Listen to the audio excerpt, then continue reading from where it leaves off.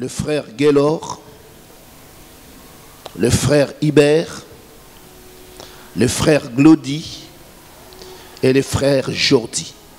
S'il peut s'élever et avancer devant.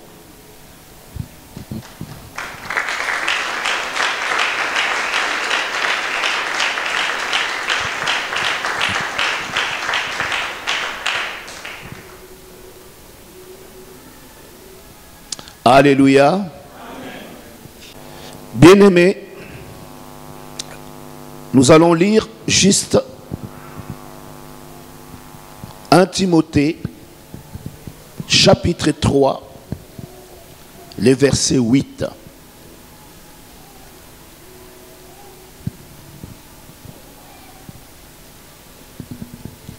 « 1 Timothée, chapitre 3, première épître de Paul à Timothée, chapitre 3, le verset 8.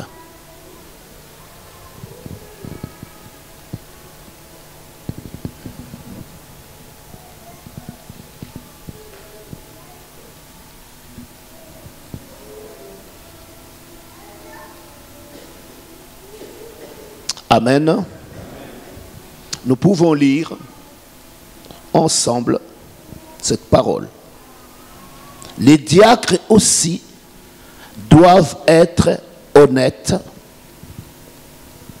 éloignés de la duplicité, des excès de vin, d'un gain sordide, conservant le mystère de la foi dans une conscience pure. Bien-aimés, il est important que nous comprenions. Je voulais juste prendre un exemple dans la parole de Dieu de quelqu'un qui était diacre. C'est la personne de Philippe. Quand nous lisons Actes chapitre 3, nous pouvons lire ce qui a été dit là-dessus. Il y a eu des problèmes dans l'église pour les problèmes de distribution. Ceux qui étaient à la parole ont vu qu'ils ne pouvaient pas tout faire. Alors, ils se sont concertés pour dire, cherchons des personnes. Actes chapitre 6, le verset 3. Ils vont se dire ceci, choisissons parmi nous des personnes à qui l'on rende un bon témoignage, qui soient pleins d'Esprit Saint et de sagesse, et que nous chargerons de cet emploi. Bien-aimés, dans l'œuvre du Seigneur, rien n'est au hasard. En cela, bien-aimés, j'aimerais justement que nous puissions comprendre une vérité spirituelle. La parole de Dieu, bien-aimés dans le Seigneur, nous enseigne que pour que nous puissions exercer dans la maison de Dieu, on est en train de nous dire que ces personnes soient honnêtes, éloignées de la duplicité, des excès de vin, d'un gain sordide. Pourquoi? Afin de conserver les mystères de la foi dans une conscience pure. C'est pourquoi nous allons voir, bien-aimés dans le Seigneur, qu'est-ce qui se passe? Parmi les 7 qui ont été choisis, ces jours-là, nous verrons plus loin ce qui va advenir. Philippe, qui était diacre, va se retrouver en Samarie. Comme il avait eu de base d'un enfant de Dieu, quelqu'un craignant Dieu, quelqu'un respectant la sainte doctrine, alors il a évangélisé. Mon frère, ma sœur, c'est pourquoi je m'adresse à nous tous. Nous sommes tous appelés à évangéliser. Je dis bien tous. Parce que le ministère nous a été donné en ce sens. Parce que l'ordre de Dieu est que nous allions partout dans le monde et faire de toutes les nations les disciples. Et Philippe Nous avons vu dans Actes ce que cela est devenu. Il est devenu un grand prédicateur. Des signes et des prodiges l'accompagnaient. Nous avons vu que c'est là, alors qu'il n'était qu'un diacre. C'est pourquoi, bien-aimés, vous qui êtes là devant, sachez que Dieu vous ouvre une porte vers une grande mission. La mission que le Seigneur vous donne. Aujourd'hui, c'est dans le service, mais demain, c'est pour qu'au travers de cela, vous puissiez apprendre la crainte de Dieu, que vous puissiez apprendre comment marcher dans la maison du Seigneur. Alléluia. Bien-aimé dans le Seigneur, je ne vais pas aller très loin. Je vais appeler l'homme de Dieu, le pasteur Serge, s'il peut s'élever. Le pasteur Jean-Claude, merci pour ta présence. Nous allons prier pour nos bien-aimés. Alléluia.